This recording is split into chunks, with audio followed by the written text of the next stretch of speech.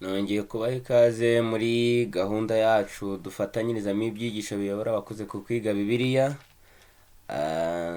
Ni umugisha kandi kubana namwe biranezeza cyane, niyo mpamvu nanjye nkomeje kubashimira cyane uburyo mudahwema kunyereka ko dufatanyije mu buryo bw'ibyigisho. Imana iduhana umugisha. Dukomeje cya cyigisho cyacu cya gatatu kitubwira ngo ijambo ry'ibanze cyangwa se iri buriro. Tugeze ku ngingo yo kuwa kane. Ndabashimira cyane ko mu ngingo zabanje rwose mwanyeretse ko turi kumwe, kandi nanjye ndanezerewe cyane nkomeza kwinginga Mwuka w'Imana kugira ngo muri ibi byigisho turushirizeho kunguka ibyakiza ubugingo bwacu. Rero tugeze ku ngingo yo kwa kane. Ni ingingo ifite umutwe cyangwa se ingingo itubwira ngo insanganyamatsiko zigenda zigaruka, kwizera no kutizera. Tugiye kurebera hamwe zimwe mu nsanganyamatsiko zigenda zigaruka mu butumwa bwiza. Uyu munsi kuwa kane turareba kwizera no kutizera. Reka rero mbere yuko twinjira mu cyigisho tubanze turarike Mwuka Wera kugira ngo afatanye natwe mu buryo bw'isengesho. Turagushimye cyane Uwiteka Mana yacu, izina ryawe nirihabwe icyubahiro. Tugushimiye ko watugiriye neza ukaba uduhaye n'andi mahirwe yo kuboneka imbere yawe, aho tubumbuye ibyanditswe byera ngo dufashirizwe muri byo. Turaritse Mwuka Wera kugira ngo ze abe ari wowe kubitwumvisha, imitima yacu ihuguke maze tubone iby'ubugingo biri mu byo watwandikishirije. Ngaho ubuntu bwawe nibuze bubane natwe twizeye ko uri bufatanye natwe, tubisabye tubyizeye mu izina rya Yesu Umwami wacu, amen. Nanone nongeye kubibutsa ko ingingo y'umunsi ibiriho, ubasha kuba wenda wacikanwe, ariko kuko igumaho wafatanya natwe igihe ugize amahirwe yo gufungura interinete cyangwa se gufungura uyu muyoboro ducishaho ibyigisho bya buri munsi. Ni ukuvuga ingingo ya buri munsi biriho, ubasha kuyireba, ubasha kuyumva igihe ubonye umwanya. Turi ku ngingo yo kuwa kane, ingingo itubwira ngo insanganyamatsiko zigenda zigaruka, ariko muri izo nsanganyamatsiko Yohana yatwandikiye zigenda zisubirwamo inshuro nyinshi. Uyu munsi tugiye kurebera hamwe iyitwa kwizera no kutizera. Mbese Yohana yagarutse ate kuri insanganyamatsiko? Insanganyamatsiko dukwiriye kuzirikana cyane, inimbitse cyane, aho duhamagarirwa kwizera, kuko kutizera birangira bitujyanye ku gucirwaho iteka. Rero Yohana twandikira ubutumwa bwiza, iri jambo yarigarutseho inshuro nyinshi nk'uko tuza kubireba mu cyigisho cy'uyu munsi. Ariko amwe mu masomo y'ingenzi twakwifashisha, urugero dusomye muri Yohana igice cya gatatu umurongo wa 16 kugeza kuri 21, tubona ko ubutumwa bwiza bwa Yohana atangira avuga akamaro ko kwizera, aho muri iri somo twese tumenyereye avuze ko Yohana igice cya gatatu umurongo wa 16 aravuga ngo ni isomo nkunda cyane nk'uko namwe murizi munarizirikana. Haratubwira ngo kuko Imana yakunze abari mu isi cyane, byatumye itanga umwana wayo w'ikinege, kugira ngo umwizera wese atarimbuka ahubwo ahabwe ubugingo buhoraho. Umva rero ko umurongo wa 18, uwizera ntacirwaho iteka, ariko utamwizera amaze kuricirwaho kuko atitaye ku izina ry'umwana w'Imana w'ikinege. Ni ukuvuga ngo uwizera umwana w'Imana ahabwa ubugingo buhoraho, ariko utamwizera aciriweho iteka. Hari n'irindi somo nanone baduhaye gusoma, turarisanga muri Yohana igice cya 9 umurongo wa 35. Ahangaha ni handi Yesu yaramaze kuhumura yampumyi, nuko igeze mu rusengero abatihata ibibazo barayibaza cyane, bigezaho batangira kuyijugunya hanze. Nuko Yesu aragenda ahura nawe, aramubwira ati none se wizeye umwana w'Imana? Nuko nawe aravuga ati mwami, umwana w'Imana ninde nkamwizera? Ibi byamuviriyemo ko ubwo yari yahumutse ubuhumyi, yakize amaso ye ariko abona, yahawe amahirwe nanone yo kubabarirwa ibyaha kuko yagaragaje ko yizeye umwana w'Imana. Nuko arambwira ati nuko rero ubwo ugize amahirwe ukaba ubabariwe ibyaha byawe, nuko igendere amahoro kuko wizeye umwana w'Imana. Nanone bari irindi somo baduhaye muri Yohana 12 umurongo wa 36.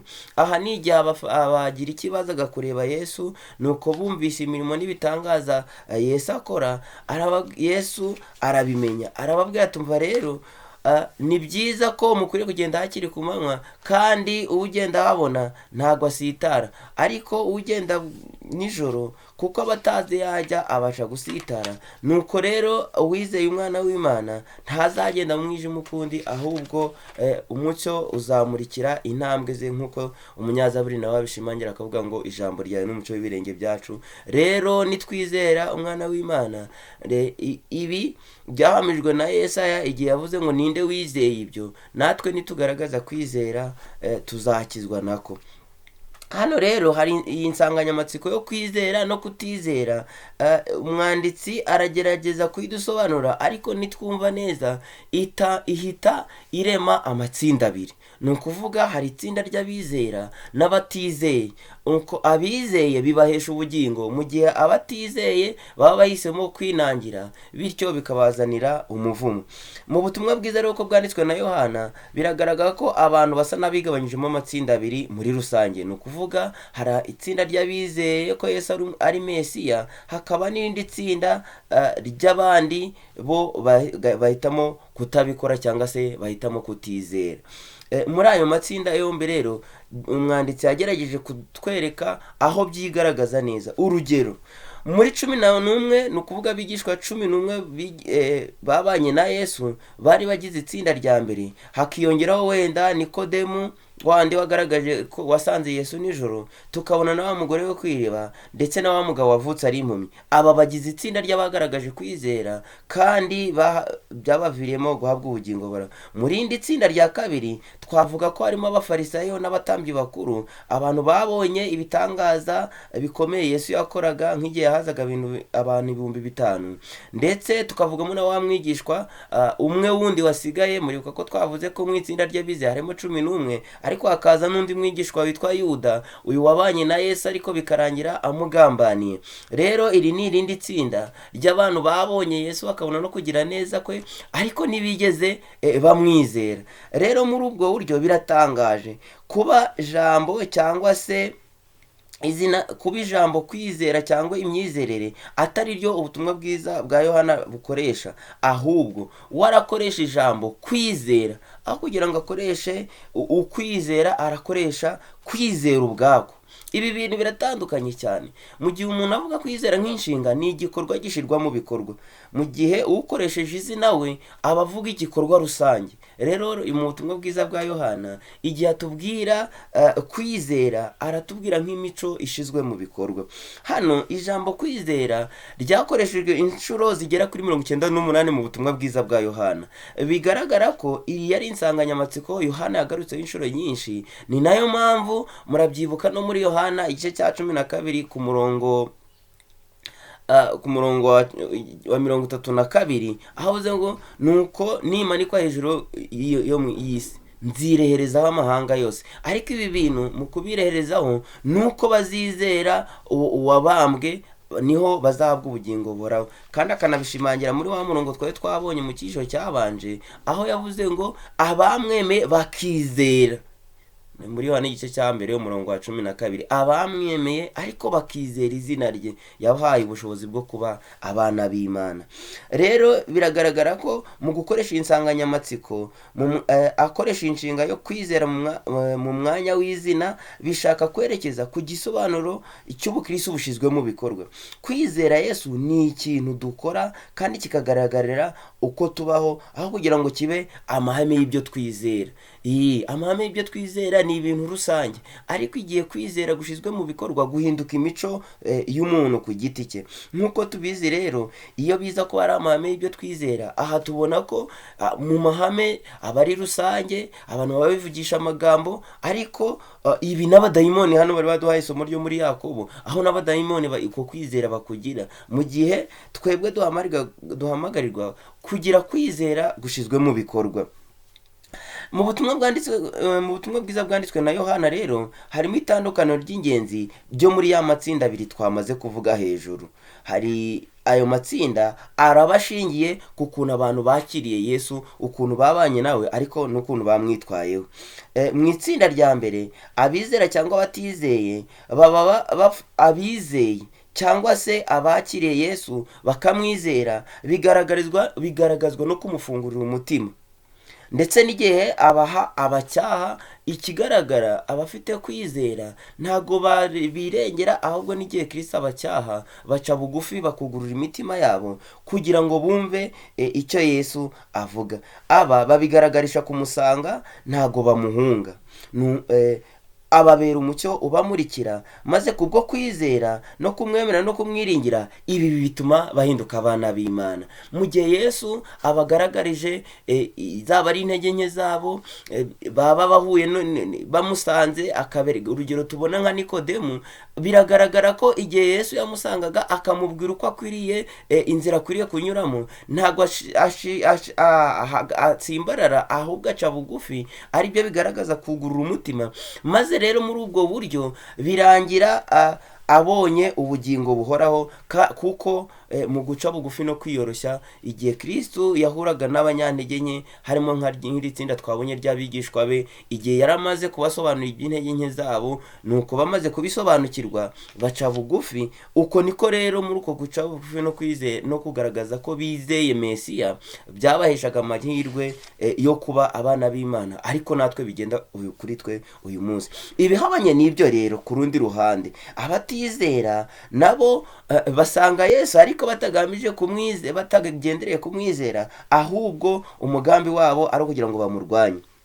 Aba ku rundi ruhande barangwa no kudakunda umucyo, ahubwo bagakunda umwijima bakawurutisha umucyo. Babona ko biruhije kwemera amagambo ya Yesu, cyangwa se cyangwa bakabona ko Yesu yica imihango yabo mu gihe akora ibidahuye n'ibyifuzo byabo. N'abandi ku rundi ruhande rw'abatamwizera, inshuro nyinshi mu butumwa bwiza bigaragara nabo barazaga hafi ye, nubwo batizeraga umurimo we, batamwizeraga nka Mesiya, nabo ntibajyaga kure, kuko bazaga hafi ye bagendereye kumushakamo impamvu no kugira ngo babone ibyo bamurega, cyane nko kumurega ko yicaga imihango yabo, bibwiraga ko ariyo basigiwe na Mose, nyamara dusanga ko rimwe na rimwe yari amategeko bishyiriyeho. Abatamwizera bamucira urubanza, aho kureka ngo umucyo we ubereke ibyabo, kandi aba ari wo ubacira urubanza. Rero biragaragara ko iyi myifatire yakomeje kugenda urushaho kugaragara, ndetse ikibabaje ni uko iyi myifatire yo kutizera yagaragaye cyane cyane no mu bayobozi b'idini, kandi ngo aribo bari abayobozi mu bya mwuka, bagombye ko aribo barafashe iya mbere mu kwizera Yesu.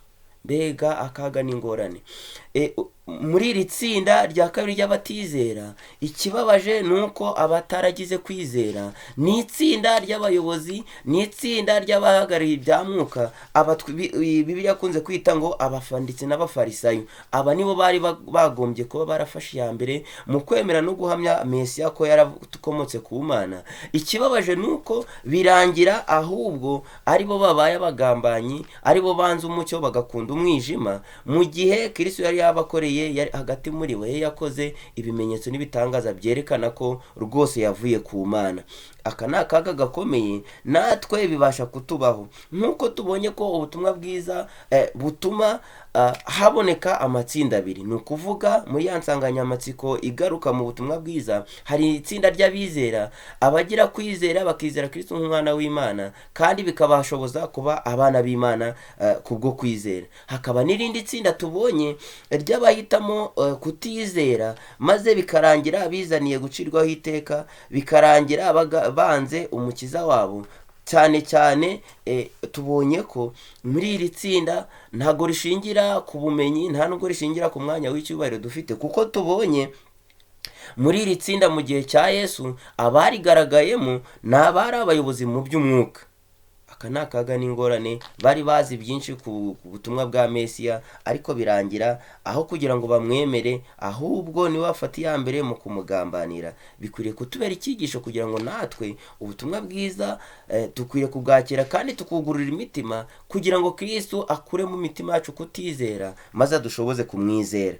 Hari ikibazo cyiza nifuza ko tuganiraho gisoza iyi ngingo. Ni ikibazo kivuga ngo mbese tubayeho dute mu kwizera Yesu kwacu, aho kuba twakwishingikiriza ku bumenyi bw'ibyo tumuziho nka Mesiya. Mbega ukuntu kwizera kwacu kudakwiriye gushingira ku byo tuzi kuri Yesu nka Mesiya, ahubwo bikwiriye kuba ibikorwa. Nk'uko twabibonye ko kwizera kukwiriye kuba ikintu gishyizwe mu bikorwa. Ntabwo ari amagambo meza, ntabwo ari ibikorwa byinshi tuzi, ntabwo ari gahunda nziza z'itorero tuzi no gukora neza, ahubwo kwizera kukwiriye kuba ari ikintu gishyizwe mu bikorwa.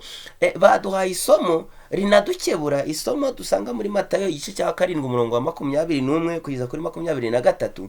Ni isomo Yesu yabwiye azavuga. Ni amagambo nayita nk'ubuhanuzi, kuko yavuze ngo abavuga ngo mwami mwami, aba bantu bavuga ngo mwami mwami bazi byinshi ku mwami Yesu, bazi byinshi ku by'imirimo ya Yesu, kuko nabo bifashishaga ibyo bamuziho bagakora ibitangaza. Ariko ku murongo wa 23 ngo Yesu azabasubiza ngo nimwumve imbere kuko ntigeze kubamenya. Aba bantu bari bafite byinshi bazi kuri Yesu, aba bantu bakoze byinshi byiza bijyanye na gahunda z'itorero, aba bantu berekanye rwose ko hari amakuru menshi bari bazi kuri Yesu, ndetse rwose bakoreshaga iryo zina rya Yesu mu kwirukana abadayimoni. Ariko kuko kwizera gutandukanye n'ibyo, kuko kwizera twabonye ko ni imibereho ishyizwe mu bikorwa. Bari bafite amagambo meza, bayakoreshaga ibitangaza kandi basengaga amasengesho menshi, ariko ku iherezo ngo bazabwirwa ijambo ritari ryiza ngo mwumve imbere sinigeze kubamenya. Rero umwanditsi hano aratubwira ngo ni kuki ari ingenzi kuzirikana itandukaniro rihari, itandukaniro riri hagati yo kumenya byinshi kuri Yesu, itandukaniro riri hagati yo kuba dufite amakuru menshi kuri Mesiya ariko tutamwizera. Reka mbasabire ngo njye namwe ubuntu bw'Imana twahishuriwe buhinduke ubukorera mu mibereho yacu, kugira ngo kwizera dufite guhinduke imico tubayeho, guhinduke ugushizwe mu bikorwa, kuko ari bwo tuzahabwa ubugingo buhoraho. Reka mbasabire ngo njye namwe Mwuka w'Imana adusobanurire ibi bintu, kugira ngo adushoboze gushobora gushira mu bikorwa kwizera kuve mu magambo yacu, ahubwo guhinduka ibikorwa byacu, guhinduka imibereho yacu. Ubwo nibwo tuzahabwa ubugingo buhoraho. Nibyo mbasabira nanjye nisabira mu izina rya Yesu. Reka dusenge. Data ukiranuka, turagushimye cyane ko wabanye natwe, utumenyesheje iby'amatsinda abiri yabayeho igihe Kristo yari mu isi. Hari itsinda ry'abizeye kandi bibahesha kuba abana b'Imana, ariko nanone tubonye n'irindi tsinda ry'abanze umucyo bagakunda umwijima. Abo bantu nabo bavugaga ko bazi Mesiya kandi barimo bafiteho n'amakuru menshi, ariko ibyo ntibyahinduye imico yabo. Tubonye ko kwizera nyako ni uguhindura imico, maze uwo kwakiriye akabaho imibereho ihamya ko yahinduwe na Kristo. Reka natwe tubwo twifuza guhindurwa nawe, maze kwizera kwacu guhinduka imibereho yacu, ubwo nibwo tuzaba twiriye kuba abaragwa ubwami bw'Imana. Reka ibyo bintu imitima yacu ibisobanukirwe neza, kandi natwe nk'uko wabikorera iriya mpumyi ukayikiza kutizera ahubwo ikaba yizeye rwose, natwe twifuza kwizera, kandi uko kwizera kugahindura imico yacu. Ibyo bintu bidukorere, ibyo dusabye twizeye mu izina rya Yesu, amen.